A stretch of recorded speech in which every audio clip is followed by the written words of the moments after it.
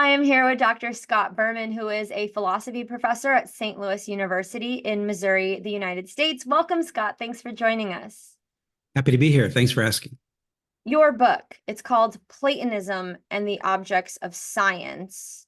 Why call it objects of science and not objects of knowledge, objects of truth?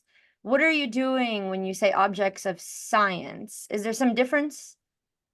Yeah, I think what I'm trying to do is tell people that I think that Plato was trying to figure out what the objects are that we're trying to understand when we do science. So there is no word for science in Greek; it's episteme, and that's this word for knowledge. But he uses that word in the plural, and that doesn't sound very good as knowledges. And so people often translate that as sciences. And so for Plato, he's just trying to figure out what is what are the when we know what the world is, what do we know?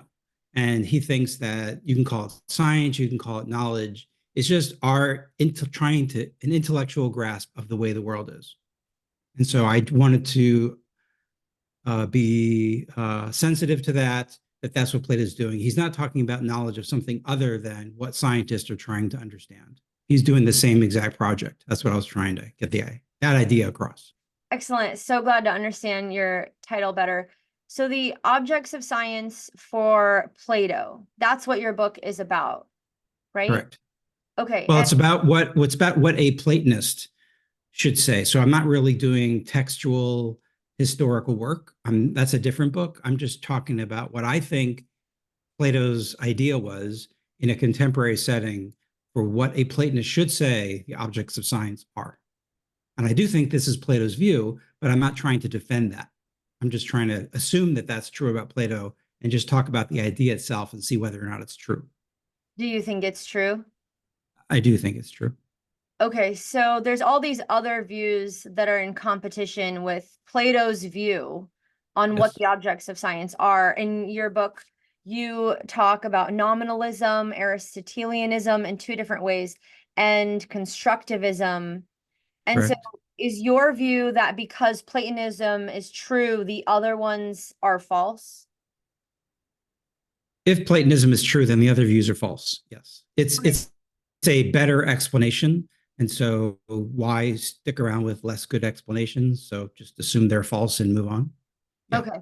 Nominalism is a super popular view. Lots of people think it's true. So can you briefly tell us, in your view, what exactly is nominalism in a nutshell, and what's your biggest criticism of nominalism? Yeah. So in my view, nominalism is the idea that, first of all, the only things that exist in space time.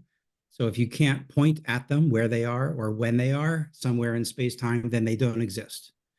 And so that's what I think nominalism says. And in addition to that, the idea of everything being in space time, that no things in space time have anything in common. Okay, what's wrong with that view? So I think that if that view is true, then there's no way for perception to work. There's no way that we can actually recognize a red thing, like say, hey, there's another red thing. If this red thing has nothing in common with that red thing, then perception is not going to be of much use to us because we can't track things that are in common, which they're not in common. There's nothing in common. And then the other problem is that if things in space-time don't have anything in common, which philosophers call universals, as opposed to particulars, then science can't be done because then we can't have any knowledge of what these things have in common and why they are two different instances, two different examples of the same kind of thing. Because there are no kinds, there's just instances, and that's it. I think that makes science impossible. We couldn't have knowledge of anything. We could have a list, we could have a very long list, but the list would be pretty useless. We'd have to be able to figure out which thing before us was which thing on this list. So it would just be useless. And science is pretty useful. So that's in a nutshell why I think it's not worth taking seriously. This idea of Platonism, Plato's answer for what the objects of science are, how does that do a better job of explaining reality than this view nominalism? Well, I think that Plato was the very first one in the history of Western thought to argue for the existence of abstract objects. That is, things that exist that are real. He's a realist, but that aren't located in space time. And so, what we have in common is human beingness. But human beingness is not located where you are. It's not located where I am. Plato thought, and it's located nowhere and no when. It's a non-spatial, non-temporal thing, which is what we know when is what we use when we identify a human being in space time. Ah, there's an example of that kind of thing, human beingness. Ah, there's another example of that same kind of thing, human beingness. And so Plato thought that there were these abstract objects or non-spatiotemporal things that have to exist if we are to have knowledge of the world. So you're using some words, and I wonder if they're synonymous.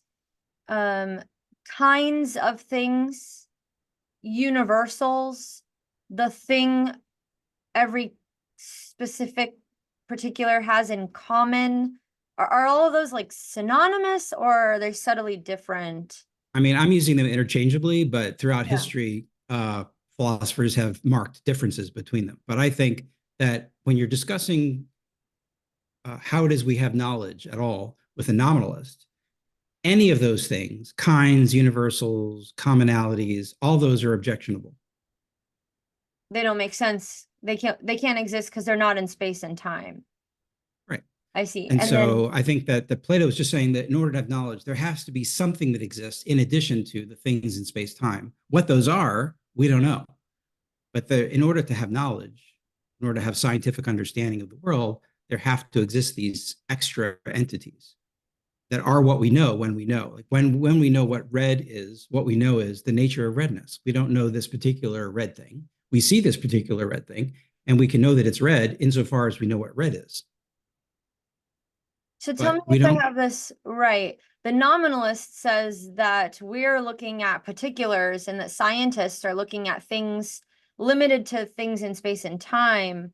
But on Plato's view, or according to Platonism, we can know more than just the things in space and time. We can know what they have in common, the universals. I guess what I would say is that Plato thinks that the scientist thinks that the scientist is gathering data, looking at this particulars in the world, and then using their reason, statistical, mathematical reasoning, to infer that there are commonalities to all this data. There are patterns here. They're detecting patterns, and it's these patterns that we are intellectually coming to understand from seeing examples of. Plato thought, you look at these three fingers, Okay. and this finger here is tall relative to this finger, and it's short relative to this finger. So this one and the same finger is both tall and short.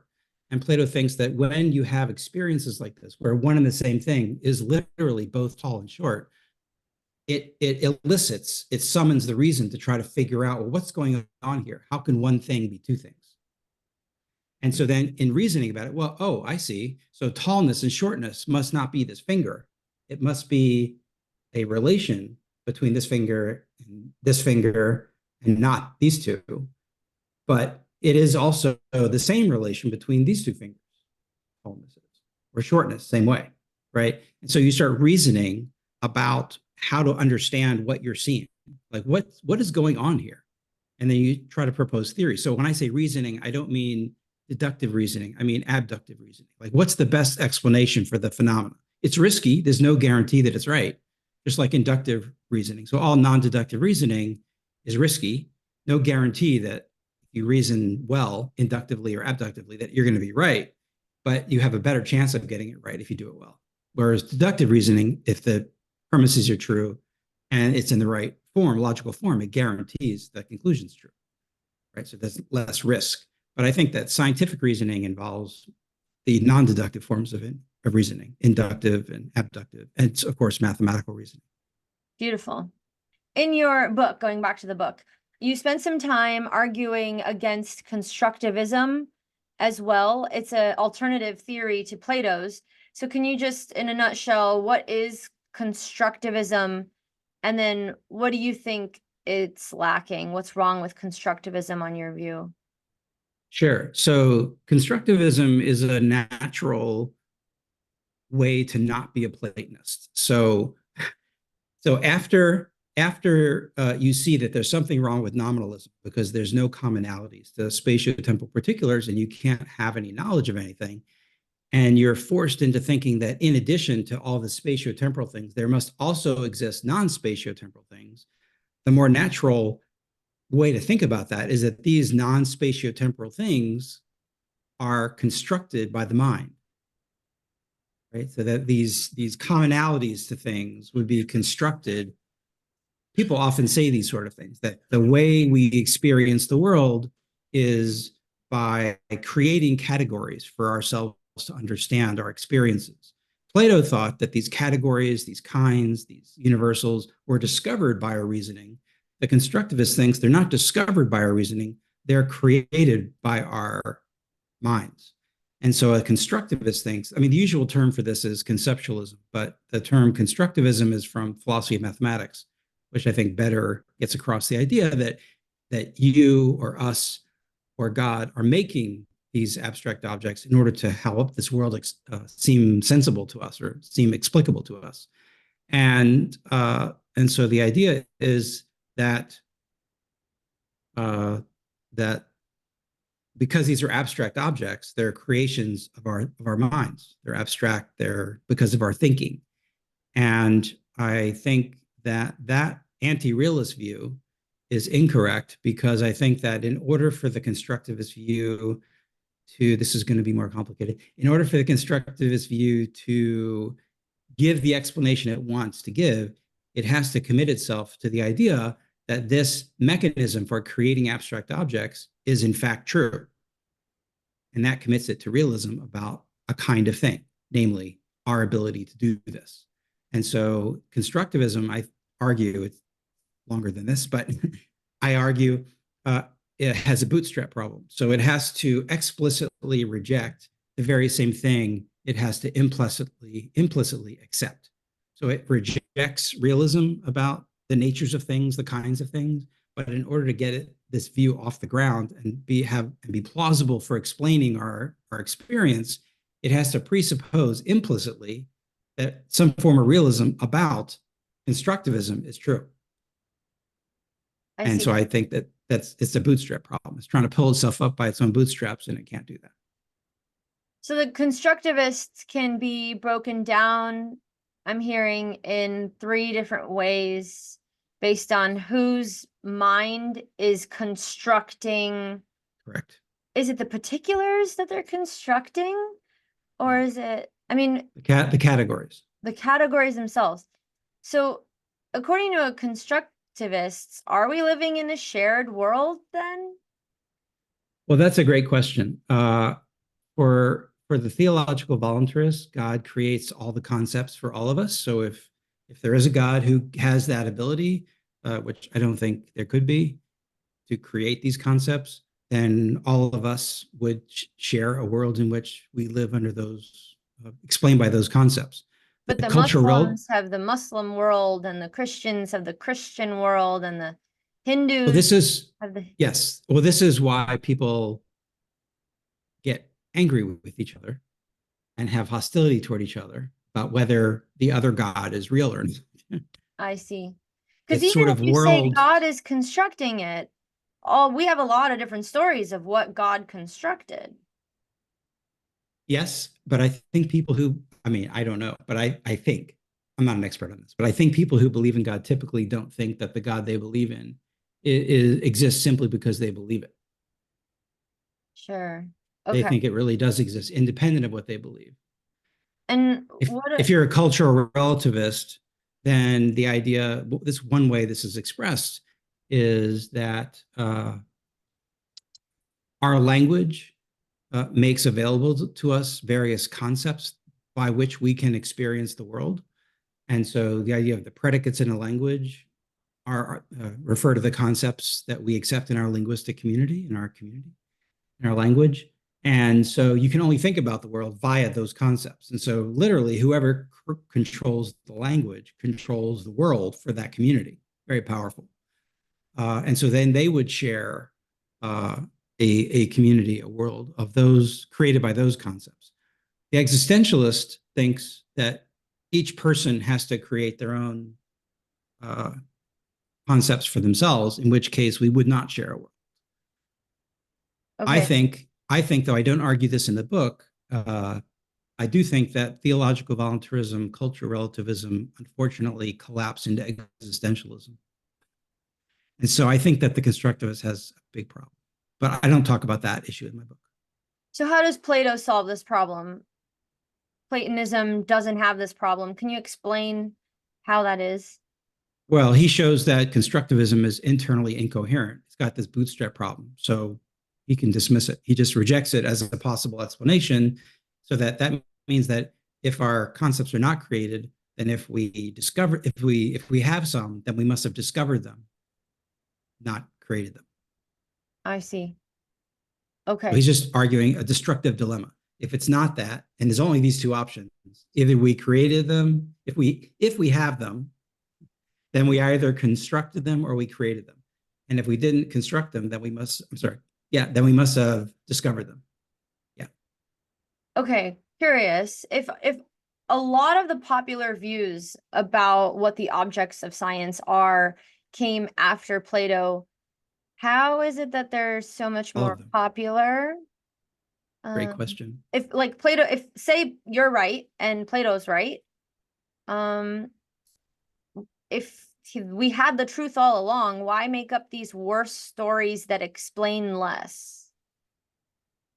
I love this question. This is a great question. I think that the reason why is unfortunately going to rely on a bunch of textual interpretation. So I think that what happened is that I think that Plato's real view was never really taken, never considered. I mean, Aristotle considered it, but then Plotinus, who's a very famous Neoplatonist, gave an interpretation of Plato that was a misinterpretation of Plato. And then that influenced Augustine. And then Augustine influenced everyone who didn't actually have any of Plato's texts at all. And then Augustine influenced everyone in the medieval period. And then the contemporary period, they've just kind of gone off the usual way that the medievals talked about it. And so Plato's view has never really been seriously considered except by Aristotle. And he was a realist, but he had a slightly different view, an importantly different view than Plato. And so I think that the reason why no one has accepted Plato's view is because they never really had it in their sights. They read back into the dialogues, I think, a misinterpretation from Plotinus. And so part of the motivation for this book is to try to reinsert what I take Plato's actual view was on these issues into the discussion. Right. So I don't know if it's true. My hypothesis is that it's the best explanation. That's why I wrote the book. And so the hope is that it will be part of this historical discussion going forward, and so that we can seriously consider the view is. And so that was the reason I wrote the book. Beautiful. And thanks for doing that. It's an excellent book. In Appreciate that. Platonism, what are the objects of science in a short answer? What's the Sure. scientist doing? So I guess the shortest answer would be that the objects of science are kinds of quantities. Numbers, quantities? Tell me more.